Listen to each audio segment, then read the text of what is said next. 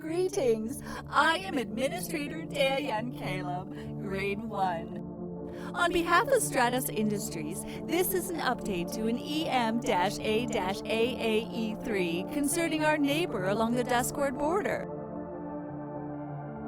This is Education Module A-AAE3/Update-1. The Hegemon has always maintained social order by trusting an accredited individual. We all want to have the best, experience the most, and enjoy the time we can procure to the maximum. This unifies us more than a national identity or religio subscription, and is a testament to the Damno Ualos understanding of the human self. While conflict is an inevitable aspect of both old humanity and new mankind, peace is always attainable between two reasonable parties who will meet at the bargaining table to reach a mutually desired economic benefit. But what of those who refuse to negotiate? Why do so many nations beyond the Discord fringes still grasp at inferior economic systems, or worse, even adopt anarchic anti-national identities? The worst of these is the Karanova Republic, and it is perhaps because they seek to emulate our own ethos with a perverse copy all their own. Situated just beyond the Bosnia system, the Karanova Republic has carved out several nations during the Heritage Wars of 4/03-009. The root of this secession was a direct result of a sociological rejection when the Summit Council mandated the redefinition of new mankind, which would exclude several indigenous evolutionary branches of humanity and a new list of near-humans deemed incapable of owning property. The Karanova Republic, springing upon opportunity, allowed amnesty to these people and declared that they would pursue a truer interpretation of Damno Oalos' vision of stellarization. The situation evolved rapidly. Dozens of corporate entities flocked to the Republic's claim, backing them financially in an unprecedented influx of profit.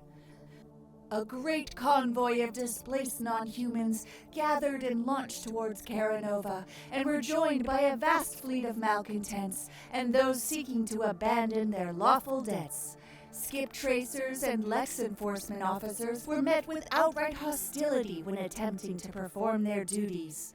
The Republic exacerbated this criminal activity by declaring that anyone that could reach their stellar region would be granted amnesty and free settlement licenses.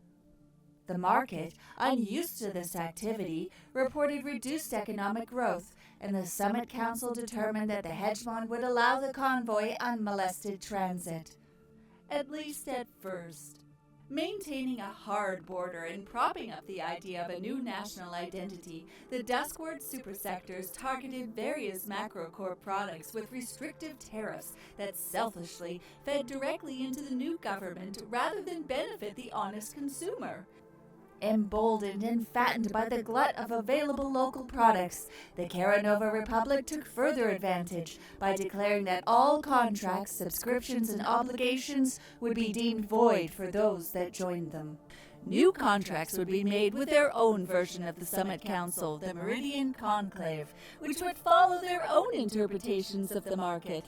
They would do so in an unregulated, libertarian outlook, no longer reliant on the guiding principles and sure hand of the Arcanist magnates and the Corpusocii.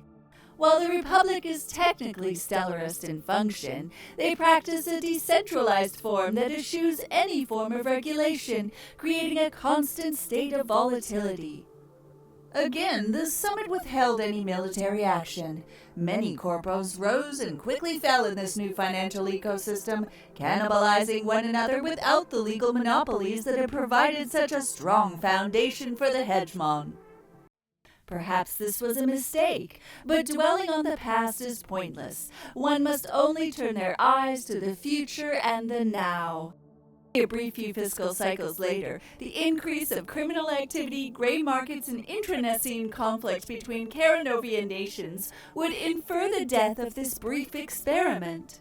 But when the Progenic Recession struck the Hegemon, it was the Karanovians that benefited, allowing their populations to continue the use of subscription access limited. ultimately perverted the ethos of New Mankind itself and the Summit Council's mandates, but also drew many influential magnates to flee the Hegemon with their cronies and establish themselves in the Republic. Even worse, anti-Hegemon groups and free radicals were revealed to have been using Karanovian worlds to plan a devastating strike against the ExeCor itself. They would call themselves the Union, and themselves Unionists. Claiming to speak for the laborer and the downtrodden, they launched the date-marked terrorist attacks on Kantar, Taisho, and even managed to detonate a freightliner over the last city of Protea. The Commission and Audit both concluded their investigations that the Unionists had an irrevocable connection to the Republic, with at least half of the terrorist leaders originating from colonies from that region. The only direct battle occurred as the Armada pursued the Datemark architects, clashing with the Republic fleet within their claimed ley lines descent point in the Megara system. There, a joint venture of dozens of different macrocorps, nations, and fast-thinking mercenaries arrived to exterminate these criminals. Karanovan vessels engaged our proud defenders, and in the ensuing battle, the sudden and unexpected presence of Barakan elite of the Subscription Access Limited aboard Karanova ships resulted in the destruction of a dozen capital ships. Wisely, the financial backers of this initiative withdrew, pulling back to the Hegemon's established border near the Bosnia systems. Direct confrontation has been prohibited since, and the Barakan elite are never allowed to be contracted in any future conflict with the Republic until the audit can determine how patronage for these exclusive mercenaries could have happened. Today, the Karanova Republic is a hotbed for free radicals, separatists, and unionists who preach a gospel of supposed freedom and fair treatment, when time after time we all know too well that every unionist movement ends in senseless bloodshed. Governed by 5 so-called parties, the Republic is represented by a High Chancellor, supported by corporate entities in a similar fashion as the Summit Council, save that none are regulated by a corpus socii. The Republic makes extensive use of mercenaries and privateers, but also has their own military-industrial triplex used to arm and supply the Civitate, their own private military. Since the Battle of Megara, there has not been further official engagement, but it is clear that the Republic fosters dissidents in the Hegemon, just as the Hegemon hopes to bolster resistance and freedom fighters within the Republic. Countless smugglers benefit from the state of things, operating on both sides. The Karanovians' true weapon against the Hegemon is its unfettered investment in new corpo entities. If one can make contact with Republic brokers, they can be financed beyond what the corpo socii deems appropriate or sustainable.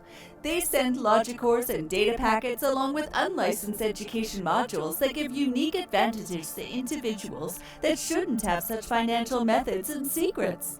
The audit constantly seeks out the spread of these so-called doctrinal inversions, and have deemed many of them as cognitoviruses which can corrupt and alter those that are exposed. This threatens the stability of the Hegemon more intricately than any armed force. As you continue your education, ensure yourself shielded from such perversion. Trust in the manual, believe in the market. Both lead to your profit and prosperity.